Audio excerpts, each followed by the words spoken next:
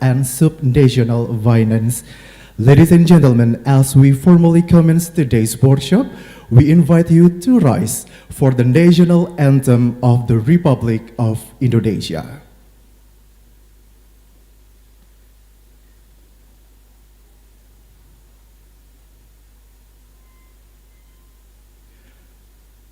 Ladies and gentlemen, Indonesia Raya.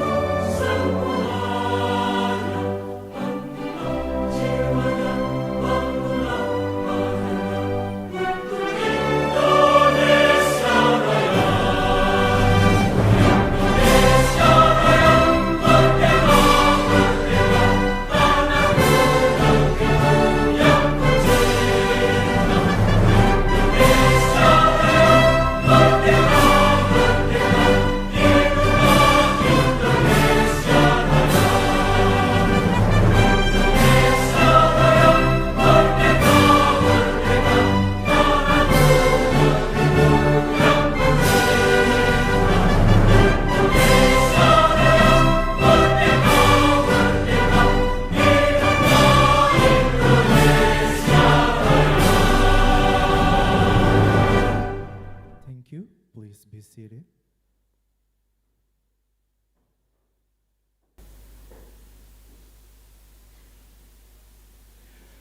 Distinguished guests, ladies and gentlemen, we will now proceed to the opening remarks. We are honored to hear from the three distinguished speakers who will share their perspective on today's workshop and on Indonesia's accession process to the OECD. To commence the opening remarks, please welcome Deputy Minister for Regional Development Bappenas to Mr. Medrilzam. The floor is yours.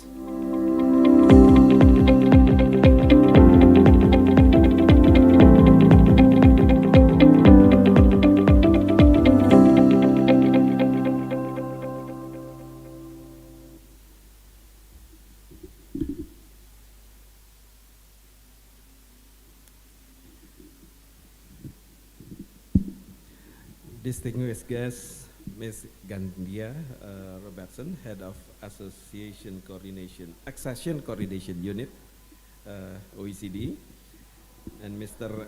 Arya Dirja Martoni, my colleagues from Deputy Head Swiss Economic Cooperation and Development from SECO, and also colleagues from Center of Entrepreneurships, SMEs, Region and Cities, and also colleagues from OECD, and my colleagues from representative from ministries, agencies, universities, NGOs, CSOs, development partners, and also all distinguished participants, ladies and gentlemen. Assalamualaikum warahmatullahi wabarakatuh. Om Swastiastu, salam sejahtera untuk kita semua, nama budaya, salam kebajikan. Good morning and thank you all for being here. And again, it is truly honor for Bappenas to co-host this workshop in partnership with OECD and also with SECO. And I'm grateful to welcome you all this morning to what I believe this will be a genuine important conversations for Indonesia's regional development and also with other conversation with all colleagues here. Well, I still remember since the OECD Council opened accession discussions with Indonesia in February 2024, if I'm not mistaken. Well, at that time, Indonesia had been the first candidate from Southeast Asia countries. And following our submissions of the initial memorandum in June 2025, we've now entered the technical phase, including the review conducted by the Regional Development Policy Committee, or RDPC. I know that in OECD there are several compartments, and this is one of the compartments, RDPC. And this is also the phase that the forum that we have to provide some kind of information, inputs during the accession process of the OECD. Of the 5 core principles of the RDPC, there are 3 especially relevant to today's discussions. I still remember we have 5 pillars, if I'm not mistaken, and there are 3 which is quite relevant to today's discussions. First, about multi-level governance, and also we need to think about subnational fiscal and institutional capacity, and also the enabling framework for effective public investments. So concurrently, Indonesia is also reforming its regulatory framework for regional development. You'll see 6 of these efforts on the right of slide, on this slide. Where's the slide?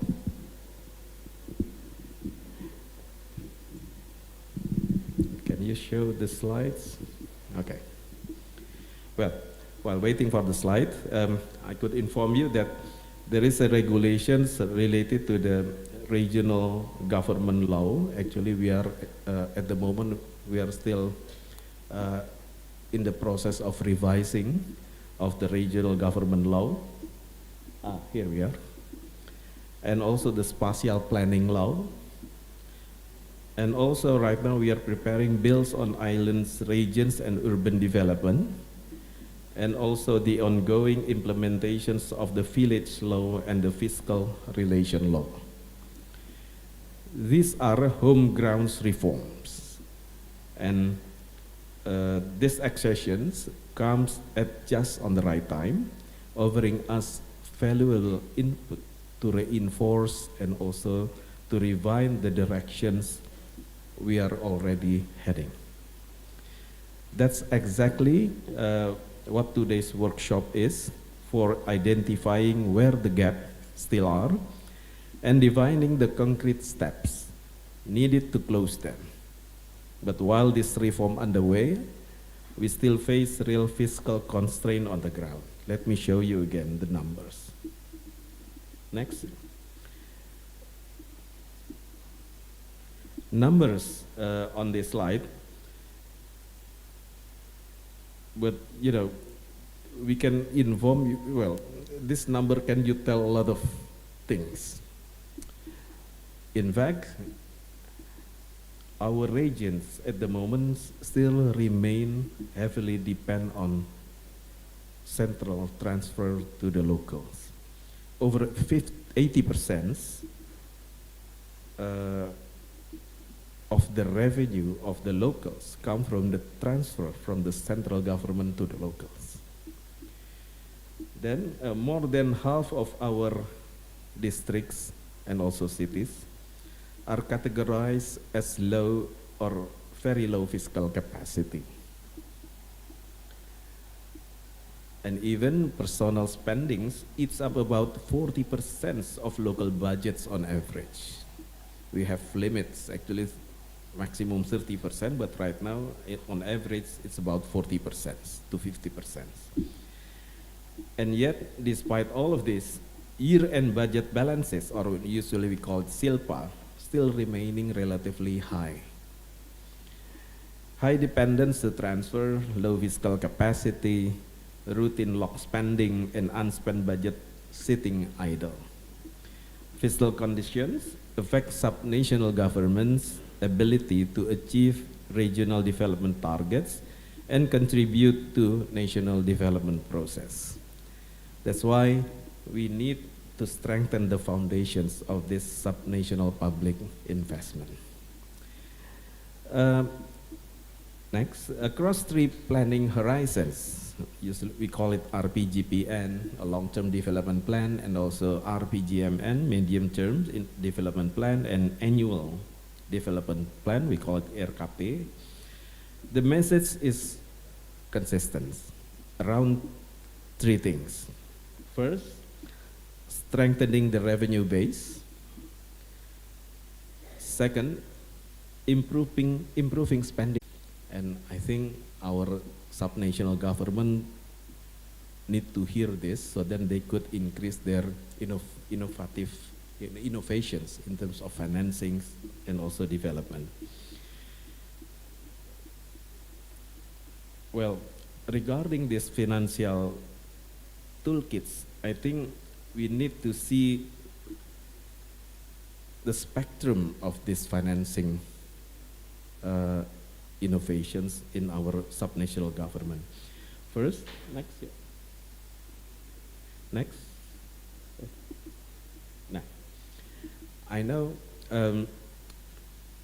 we have conventional public financing, say for example our regional budget, intergovernmental fiscal transfer, and also subnational borrowing. And we also would like to seek further onto alternative and also private financing mobilizations. We can include our public-private partnerships, land value capture, asset recycling, and last but not least, we need to enhance further on our innovative and sustainable financing. I know right now there are a lot of ways to further open the possibility to have innovative financings, and at the moment just want to inform you that we are pushing forward especially to establish endowment fund in the regions, because many of our regions produce a lot of natural resources, and we really would like to see that the sub-regions government also create a kind of endowment funds, so then when the resources depleted, so then they still have their own fund mechanisms through these endowment funds. And I know that right now financing mechanisms on the climate schemes, something like result-based payments, coral bonds, and also carbon credits, and including right now, it's quite emerging regarding biodiversity credits. This is also the things that we need to look at more in detail, so then the local governments can also participate in this innovative financing, so then there's more options for them to finance the development. The toolkit of all financing mechanisms for subnational governments already there. Every instrument that I have already explained already exists in some form right now. The real gap is not the menu of options. The real gap is making it work. This is important. Getting national, provincial, local government together with our development partners are working and moving together to realize these instruments. An instrument on paper means nothing without an enabling regulatory framework, without local capacity to build a bankable project pipeline, without data and transparency, without credible risk allocations to attract capital. Certainly this is just a kind of instruments. There is no benefit for us. The thing that we need to implement this mechanism, so then we could get the benefits for all of these mechanisms. So with that, here's what we hope today's workshops can help us achieve. 4 things concretely. 1, uh, identify the key challenges we still face in implementing the OECD recommendations here in Indonesia. 2, explore what can actually be done to address them across level of governments, not just from Jakarta, of course. 3, unlock the innovative financing instruments that already exist but remain underutilized, and learn how to actually make them work. Use the opportunity to ask the experts and fellow partnerships who attend here today in person. And 4, certainly strengthen our collaborations throughout the rest of Indonesia accession process. I want to thank to the OECD and SECO for their continued support, not just for this workshop, but throughout this entire accession journey. These partnerships matters, and we are grateful for that.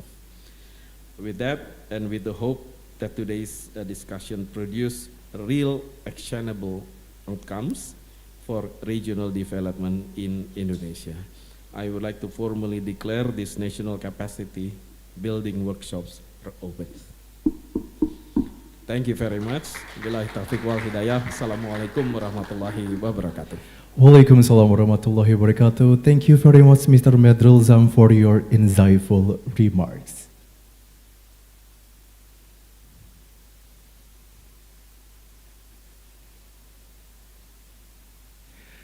Ladies and gentlemen, we will now continue with our second speakers. Please welcome Deputy Head of the Swiss Economic Cooperation and Development SECO in Indonesia, to Mr. Arya Dirja Martoni. The floor is yours.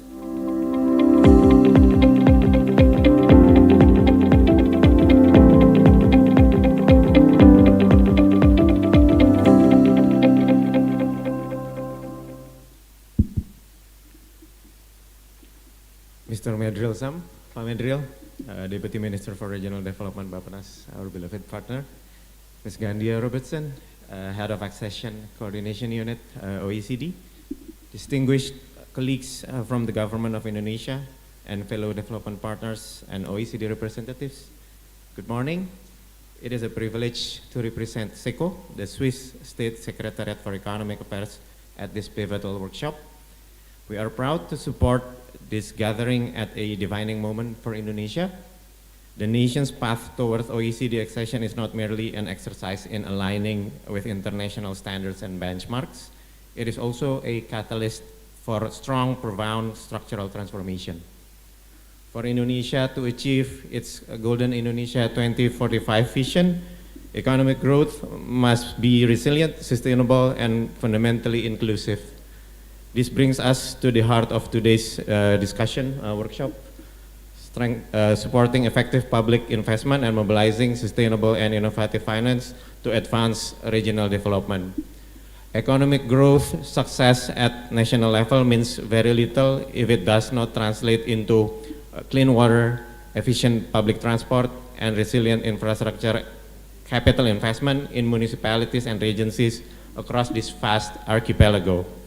We discuss here today the core challenge, as mentioned by Pak Medril earlier, bridging the gap, bridging the subnational financing gap, where since the dawn of autonomy daerah or regional autonomy, Indonesia has made incredible strides in decentralization.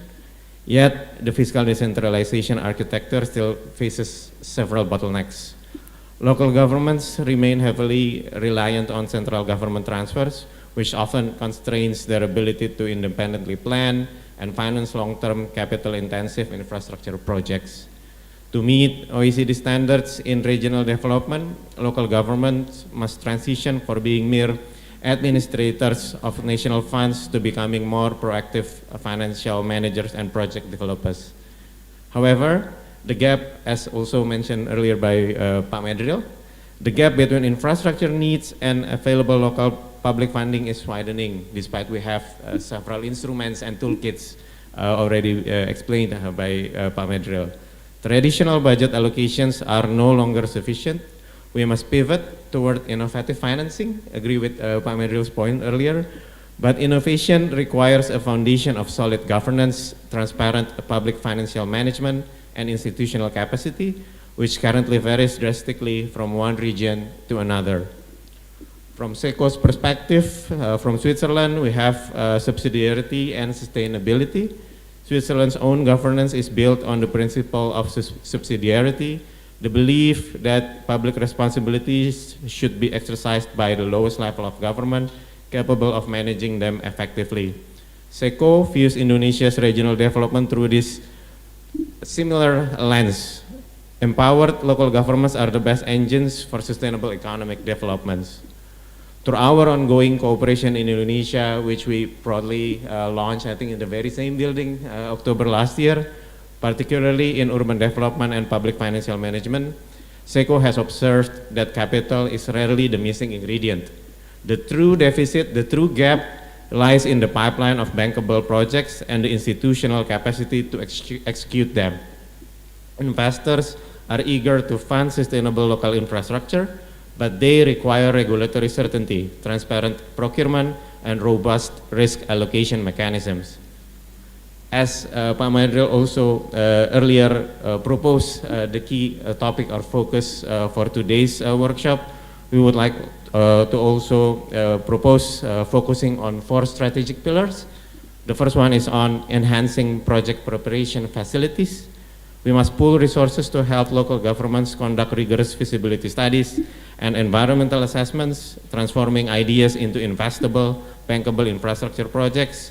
The second one is capacity building for financial innovation, where local treasuries need technical assistance to explore alternative financing instruments such as municipal bonds, blended finance mechanisms, and specialized regional infrastructure needs.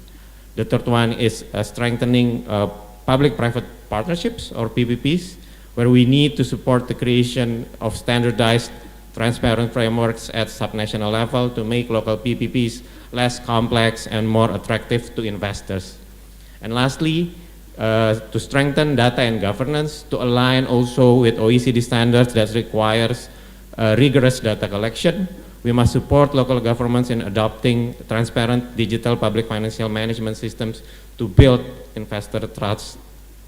In conclusion, OECD Accession is a marathon, not a sprint, although we hope that we can succeed immediately. The modernization of local government infrastructure financing is a steep climb, but it is most direct route to equitable regional development. Switzerland, through SECO, remains deeply committed to walking this path alongside Indonesia and all of you, participants.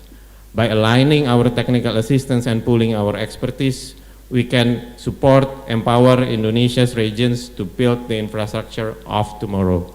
Thank you for your time and partnership, and I wish you a productive workshop today. Thank you. Thank you very much, Mr. Arya Dirja Martoni, for your remarks at today's event.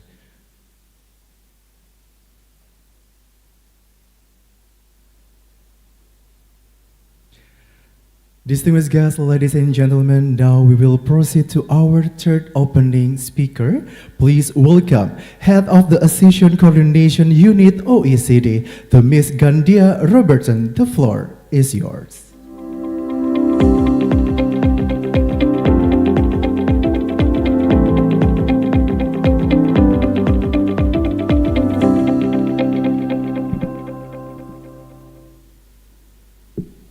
Good morning, ladies and gentlemen. I'm very happy to be here with you today. I actually head the Accession Coordination Unit that oversees the accession process of Indonesia across the House. And I am very pleased to say that I am based here in Jakarta for the next year in order to support the launch of the technical reviews of Indonesia. So very happy to assist you beyond this workshop in any questions that you may have. On behalf of the OECD Secretariat, I would like to extend our appreciation to Deputy Minister Medril Sam and colleagues of Bappenas for co-organizing this event, as well as to the Swiss State Secretariat of Economic Affairs and our colleague Arya Dirja Martoni, Deputy Head of the Swiss Economic Cooperation and Development Agency in Indonesia, for their generous support in making this event possible. Today's event comes at a very timely moment as Indonesia is entering now the core phase of the accession review process. As the Deputy Minister already explained to us, Indonesia's accession process began in February 2024 when the OECD Council decided to open accession discussions with Indonesia. This was quite a historic step in realizing the OECD's long-term strategic objective of strengthening its engagement with the Southeast Asia region, making Indonesia the first accession candidate country from the region. But Indonesia's accession builds already on a long-standing history of cooperation with the OECD, following the designation of Indonesia as a key partner, which is a special status within our organization since 2007. Since then, we have been collaborating through 4 joint work programs since 2015, focusing on sustainable and inclusive growth. And accession is, of course, the next natural step to strengthen this engagement. The OECD sees great value in having Indonesia on the accession track. As Southeast Asia's largest economy and a leading voice in the G20 in ASEAN and APEC, Indonesia brings perspectives that will broaden the relevance, legitimacy, and reach of the OECD standards, especially for emerging economies. Indonesia not only brings size, but also shareable experiences in implementing difficult policy reforms and sustaining strong growth, as proven by its impressive growth journey. The OECD accession process presents an opportunity to further anchor these reforms and can provide powerful leverage for the adoption of major legislative and policy changes, contributing in effect to Indonesia's golden vision of becoming an advanced economy by 2045.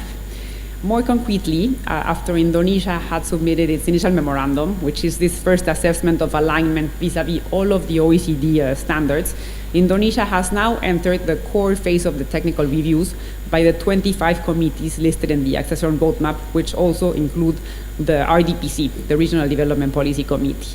And to put it in more relatable terms, these accession reviews is like going to the doctor and getting a 360 examination of how the body is going, right? So it is going to be a 360 reviews of all of the areas of government, going from investment to environment, scientific and technological policy, to labor, and of course, regional development.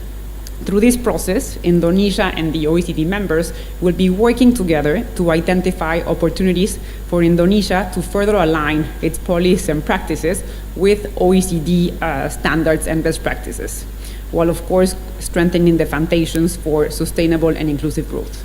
This dialogue will lead to very tailored recommendations that are evidence-based and data-based to help shape and support Indonesia's reform agenda.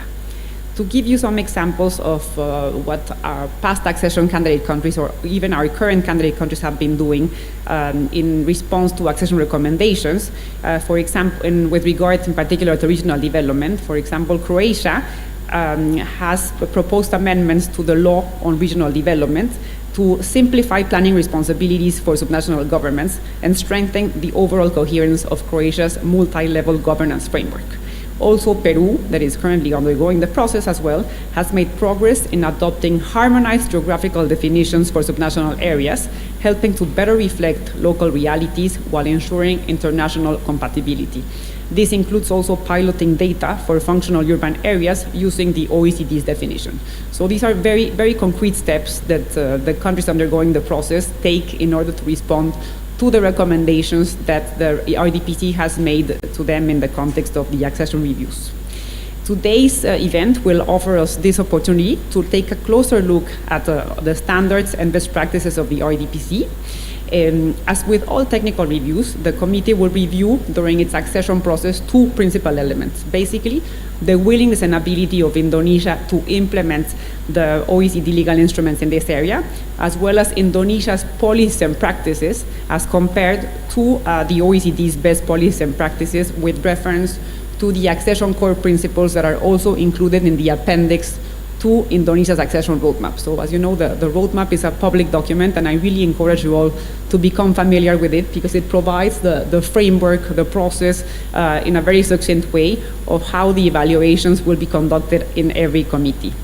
In this context, the workshop will provide an opportunity to deepen the understanding of the two recommendations of this committee. The recommendations, the nature of the recommendations are legal instruments that are not legally binding, but of course it's a soft law instrument that our members take with very serious moral force. These recommendations are the OECD recommendation on effective public investment across levels of government, and the OECD recommendation on regional development policy. We are also pleased to welcome the many participants that are joining us from outside of the government. A message we consistently stress in every accession process is that accession should not only be viewed as a government-only exercise, rather as a national project that includes also the perspectives of business, civil society, NGOs, and also other important actors in the day-to-day life of the country. This is why we are particularly pleased to have this exchange with you today, to have this diversity of views that will enrich the debate. As we look ahead, I would like to emphasize that OECD accession is not an end in itself. The journey matters, of course, as much as the destination. And in terms of timeline, we know that the Indonesian government has the objective to finalize the technical reviews by 2028. This is very important always for countries to have these political objectives to help build the momentum of accession. On the OECD side, there is no set end date for the process. We always say that the process will go as fast as possible, but take as long as needed. So it really depends on the pace that Indonesia will take in implementing the recommendations stemming from all committees. It is important to say that the OECD Council will not discuss the invitation of Indonesia to become an OECD member until all of the committees have finalized the reviews. So the pieces move in parallel, and it is very important to each committee for each committee to sustain the momentum in order to allow the process to be concluded successfully. The OECD Secretariat stands ready to work closely with Indonesia throughout this journey, and we view today's event as another important step in our constructive and collaborative partnership. Finally, I'd like to thank again Bappenas and SECO for this partnership and the support in organizing this event, and I wish you all a very productive and engaging discussion. Thank you very much. Thank you, Ms. Gandia.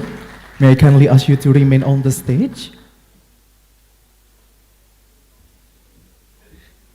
Ladies and gentlemen, before we proceed to the next session, we would like to present a token of appreciation to our distinguished partner in recognizing of their valuable partnership and continued collaboration.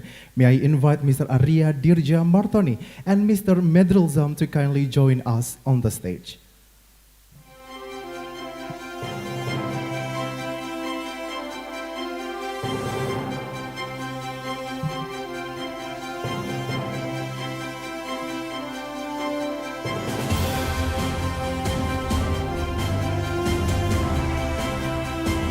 Ladies and gentlemen, for the first presentation, may we invite Mr. Medrilzam to present the token of appreciation to Mr. Arya Dirja Martoni, representing SECO in Indonesia.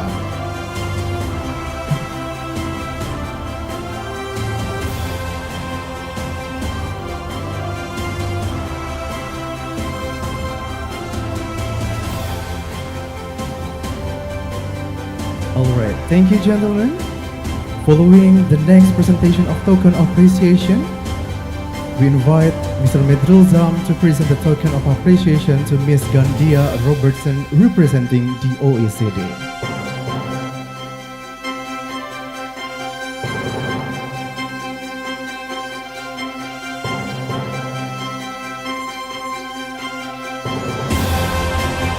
Alright, thank you, ladies and gentlemen. Please stay on the stage for the upcoming group photo session. And now may I invite all our speakers to kindly join us on the stage for a group photo. To Mr. Alex Simon, Mr. Courtney Wheeler, Mr. Anang Budi Gunawan, Mr. Wade Alcoin, Ms. Georgia, Ms. Novia Andriani, Mr. Blaine Lewis, Mr. David Jackson, and Mr. Yuna Farhan.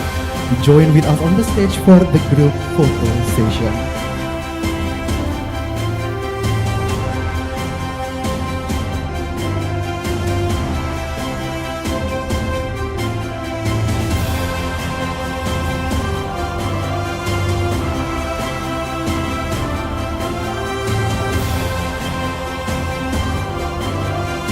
Alright, ladies and gentlemen, the group photo session. Ladies and gentlemen, the group photo session in 3, 2, and 1. One more time, please, in 3, 2, and 1. Following with the next pose in 3, 2, and 1. Alright, ladies and gentlemen, please give big a round of applause for us today. Thank you very much, ladies and gentlemen. You may return to your seat. Thank you so much.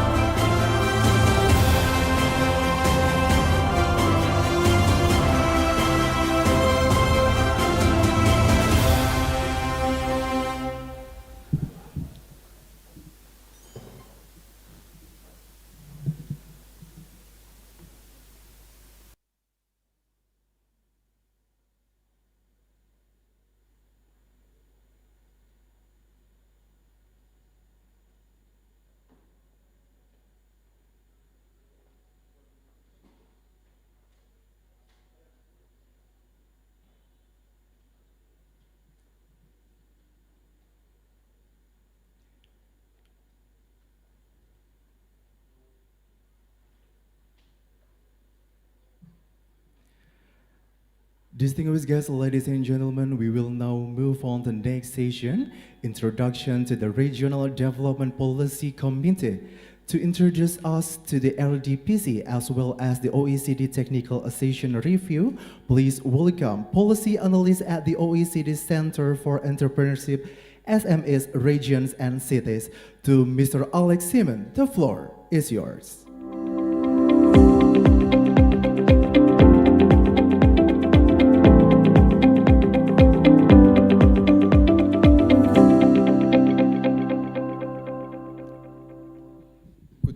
Colleagues, thank you very much for your time today. It's really a pleasure to be here sharing a bit of the work of the OECD Regional Development Policy Committee.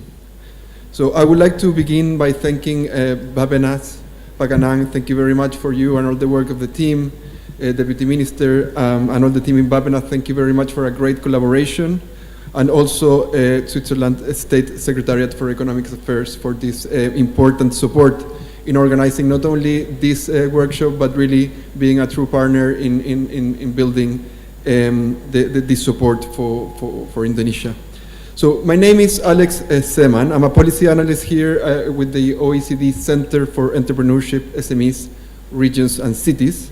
And I am coordinating the technical accession review for Indonesia for the committee. In this session, I would like to introduce the RDPC to explain a bit how we work, what it is, and how it supports countries in strengthening regional development policy. In my presentation, I would also like to provide an overview of the technical accession process to really share with you and really provide an understanding of the work that we will be doing together for the next months. The purpose is really providing a context for this workshop and familiarize you with the RDPC as we advance in this accession process. So let me begin with a broader rationale for the OECD's work on regional development. So as you know, the OECD is an international organization that works primarily with national governments.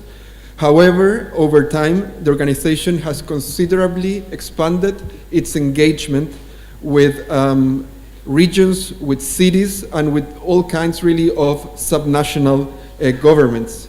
And this reflects a simple but really important observation, is that in many cases when we're looking at development challenges, the national average do not fully tell the complete picture. So economic opportunities, access to services, infrastructure needs, and institutional capacities can vary substantially from one part of a country to another. So looking at national level indicators can therefore really hide important differences within countries. And this is a particularly relevant subject for a country as large and as diverse as Indonesia. Policies that are effective in one territory may not always respond to the needs, to the assets, and the institutional conditions of other places.